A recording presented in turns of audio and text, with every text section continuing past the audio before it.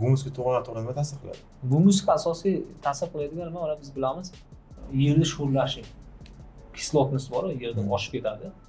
Shu organizmga nima bermay qo'yadi, shu qatlamni nima qiladi, yo'qib qo'yadi. O'sha hisobda humus zarar. Endi yerni sho'rasi sabab masalan nitratni azot ko'p ishlatilishi, selitra bor.